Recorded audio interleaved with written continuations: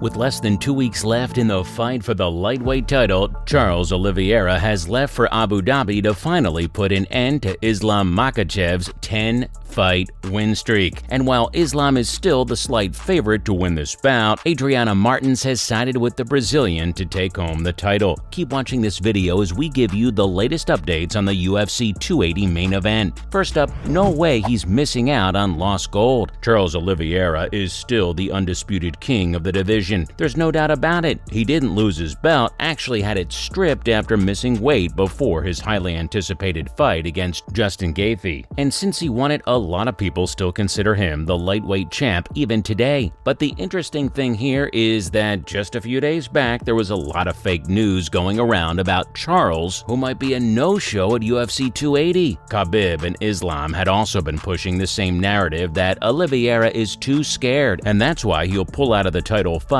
days before the event. Well, guess what, guys? The king of the division has taken off for Abu Dhabi, and he's issued a warning shot ahead of meeting his rival inside the cage. Calm down, dad is coming. Hello, Abu Dhabi. We're not gonna lie, that's a pretty bit-fitting response to anyone thinking he was going to pull out of a title fight. This is literally his shot at last gold. No, sorry, scratch that. This is literally his shot at stripped gold. We'll be honest, the build-up for this fight around a month back wasn't exactly that impressive. Islam was trying his absolute best to talk trash with Oliveira, just keeping his head down and training. And all the hype today is because of what two guys bring to the cage. So forget the odds and who's the favorite or underdog. We're in for a real ride at UFC 280. Next, away from home. Charles might be from Brazil, but he's fought nearly all of his fights in the States. This is the first time since 2020 that he's going to be fighting away from home. And that's also one of the major reasons why he's left for Abu Dhabi 2 weeks prior to his matchup.